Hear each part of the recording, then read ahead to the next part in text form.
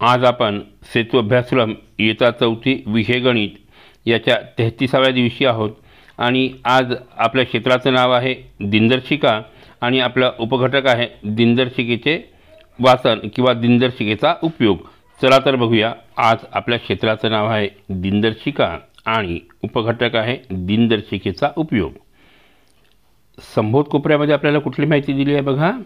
तर या ठिकाणी आपल्याला ही एक दिनदर्शिका दाखवलेली आहे आणि या दिनदर्शिकेमध्ये जर आपण बघितलं तर आपल्या लक्षात येतं की वर्ष, महिना, दिवस, दिनांक, वार यांचा मेळ घालून दिलेला आहे। मेळ घालून दिला म्हणजेच काय, तर या ठिकाणी बघा हे जे लाल अक्षर आहेत ना, हे संपूर्ण रविवारी येतात, हो की नाही।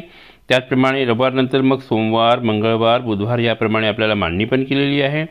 परत आपलं कुठलं वर्ष आहे ते इथे लिहिलेलं आहे, मग कुठला महिना आहे ते सुद्धा आपल्याला दिलेलं असतं।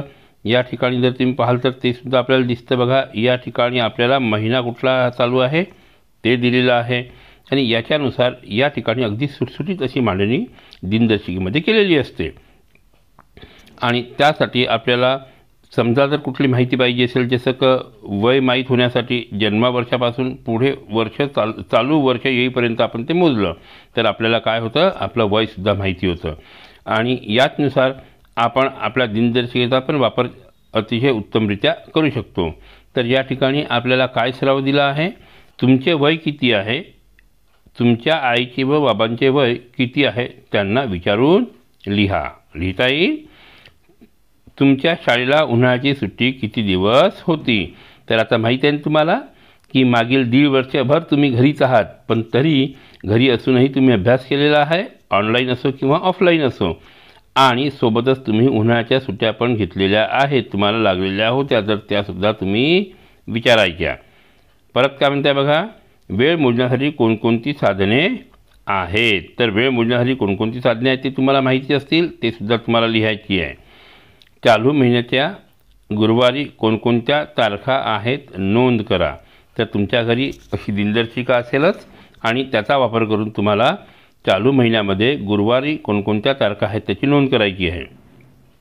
या वर्षीचे 15 ऑगस्ट कोणत्या वारी आहे, म्हणजे कोणत्या दिवशी आहे ते सुद्धा तुम्हाला बघायचं आहे। चालू वर्षीच्या जुलै महिन्यात किती रविवार आहेत, म्हणजे आता जो जुलै महिना गेला आहे त्याच्यामध्ये किती रविवार आहेत ते पण तुम्हाला बघायचं आहे। तुझ्या 2 मित्रांचे वाढदिवस त्यांना विचारून घरच्या दिनदर्शिकेमध्ये नोंद करा। तर ते पण तुम्हाला करता येईल। या सारणीत दिलेल्या व्यक्तीची चालू 2021 वर्षीची वय नोंदवा। तर आता या ठिकाणी बघा राम आहे, नंतर जोसेफ, याप्रमाणे समीर इथपर्यंत आपल्याला नावं दिलेली आहेत आणि त्यांचे जन्मवर्ष दिलेले आहेत।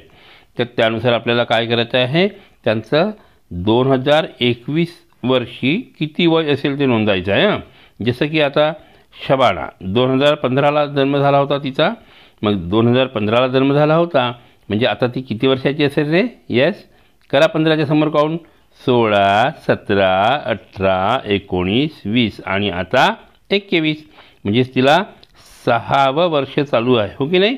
तर अशा प्रकारे या ठिकाणी तुम्हाला नोंदी घ्यायची आहे।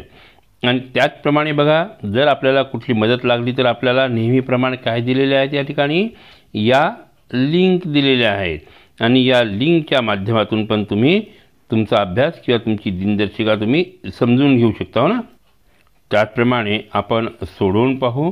आता काय सोडवून पाहू, तर या ठिकाणी आपल्याला काय दिलं आहे, तुझ्या घरातील व्यक्तींच्या जन्मतारखावर लिहून सारणी पूर्ण करा। तर आई, बाबा, ताई आणि दादा यांच्या आपल्याला काय लिहायचे आहेत, जन्मतारखा लिहायच्या आहेत। नंतर 25व्या वाढदिवसाची तारीख कुठली येईल ते लिहायचं आहे। आजचं वय पूर्ण वर्षामध्ये लिहायचं आहे आणि 40व्या वाढदिवसाची तारीख पण इथे लिहायची आहे। तर ते तुम्हाला त्यांना विचारून लिहिता येईल आणि याप्रमाणे ही सारणी तुम्हाला पूर्ण करता येईल। परत काय म्हणतं आहे, लीप वर्षाची माहिती मिळवा आणि फेब्रुवारी 2021 या महिन्यात किती दिवस होते ते तुम्हाला नोंद करायची आहे। एका वर्षात किती दिवस असतात दिनदर्शिकेच्या मदतीने शोधता येईल। ग्रेगोरियन वर्ष आणि भारतीय शक यामधील भेद माहिती करून घ्या। तर आज आपण काय बघितलं आहे, आज आपल्याला काय समजलं आहे, अध्ययन निष्पत्ती काय म्हणते ती बघा. मला दिनदर्शिकेतील विशिष्ट दिवस आणि तारीख ओळखता येतात.